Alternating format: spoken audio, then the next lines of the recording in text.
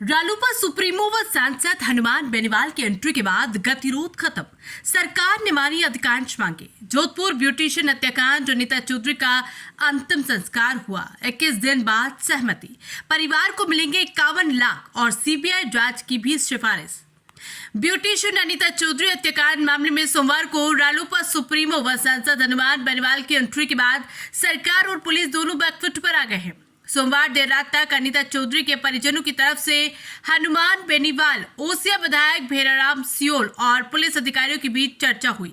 इस वार्ता में पुलिस कमिश्नर राजेंद्र सिंह भी शामिल हुए। इसके बाद मंगलवार सुबह भी इनके बीच वार्ता का एक दौर और चला। इसमें सरकार की तरफ से परिजनों की अधिकांश मांगों पर सहमति बन गई। इसकी मंगलवार दोपहर धरना स्थल पर घोषणा की गई।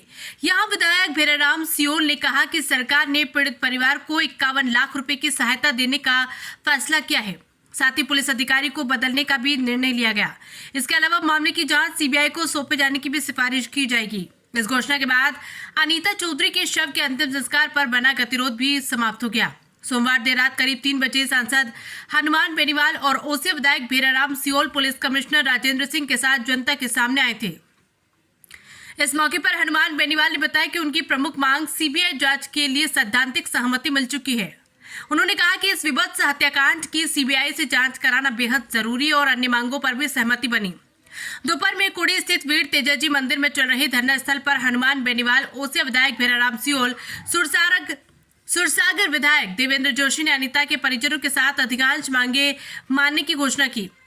जोधपुर ब्यूटिशियन अनीता चौधरी हत्याकांड में 21 दिन बाद बॉडी का अंतिम संस्कार किया गया। मंगलवार दोपहर प्रशासन व परिजनों के बीच सहमति बन गई थी। इसके बाद नागौर सांसद हनुमान बेनीवाल और सरकार के प्रतिनिधियों ने धरना स्थल तेजा मंदिर पर इसकी जानकारी दी। उनमें हत्याकांड की सीबीआई जांच की सिफारिश, अनीता की बेटी को नौकरी और 51 लाख रुपए की आर्थिक सहायता शामिल है। सरकार की ओर से ओसिया विधायक भेराराम सियोल, जोधपुर कमिश्नर राजेंद्र सिंह, विधायक देवेंद्र जोशी व एडीजी क्राइम आलोक और नागौर सांसद हनुमान बेनीवाल, मृतका के पति मनमोहन व अन्य परिजनों के बीच सर्किट हाउस में वार्ता हुई थी। नागौर सांसद और सरकार के प्रतिनिधियों ने मांगों पर बनी सहमति की जानकारी दी।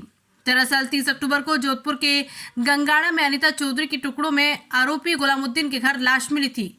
आरोपी गुलामुद्दीन को बॉडी मिलने के 8 दिन बाद मुंबई से गिरफ्तार किया गया था।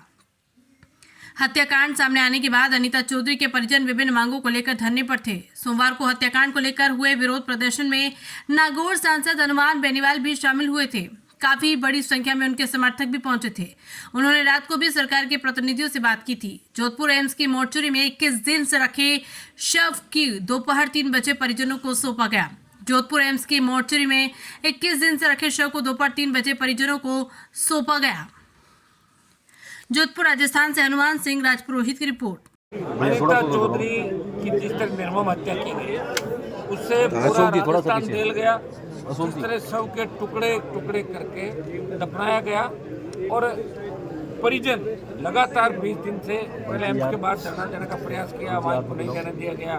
फिर वहाँ गए आपके भगत की कोठी, वहाँ से इनको हटा दिया। तो वीर तेजाजी मंदिर पूरी भक्ताश्री के अंदर जो पिछले कई दिन से बैठे हैं, और दुर्भाग्य की बात है कि दिवाली भी इन लोगों ने यहाँ पे मैं जो तमाम टीम है यहाँ जो इसको लेके न्याय के लिए लड़ाई लड़ रही है, इनको तो मैं धन्यवाद दूंगा कि, और परिजनों को भी धन्यवाद इस बात का, अनीता जी के पति मनमोहन जी और उनके बेटे को, की हिम्मत और हौसले के साथ इन्होंने लड़ाई लड़ी। इस लड़ाई का ही परिणाम है कि राजस्थान की सरकार ने इनकी बात सुनी। हम सब के संघर्ष का ही परिणाम है हम सब लोगों के, कि भाई इस मामले के अंदर मोटा इनकी जो मांग थी कि एक बार इसकी सारी परतें खुली किए।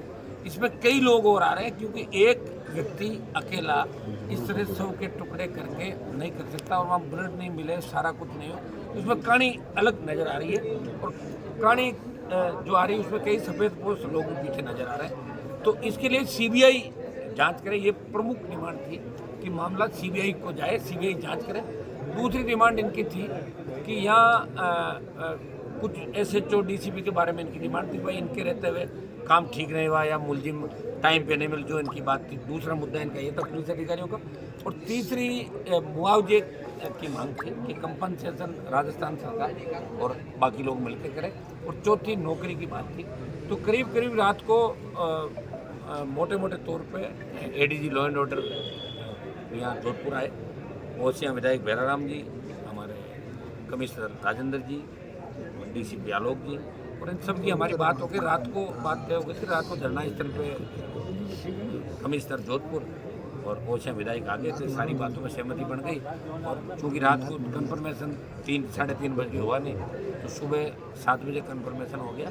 और जो इनकी मांगें थी वो करीब करीब इनकी मांगें परिजनों की मान ली गई, और आज ही ये केस सीबीआई को ट्रांसफ़र करने की घोषणा सरकार करेगी। बाकी की जो बात है, जो घोषणाएं हैं, और सरकार की तरफ से जो प्रतिनिधि के रूप में हमारे बीच उपस्थित भैराराम जी और आलोक जी बैठे हैं यहाँ सरकार की तरफ से, तो और एमएलए साहब हमारे देवेंद्र जी जोशी जो भी इस मामले के अंदर ये चाह रहे थे कि पहली दिन से कोई न्याय होना चाहिए, और ये अन्याय बार प्रत्येक खुलने, हर व्यक्ति चाहता है कोई कत्ल अगर होता है तो उस कत्ल के पीछे कौन लोग हैं वो पर्दाफाश होना चाहिए, हर सरकार की मंशा रहती है। तो मैं एमएलए साहब हमारे जोशी जी को भी धन्यवाद दूंगा कि इस मामले के अंदर ये भी हमारे साथ खड़े हैं। और भैराराम जी, आगे की जो सरकार की तरफ से हमारी मांग क्या थी, सरकार ने कौन सी मांगे हमारी मानी, वो भैराराम जी आपको प्रेस को संबोधित करेंगे। भैराराम जी।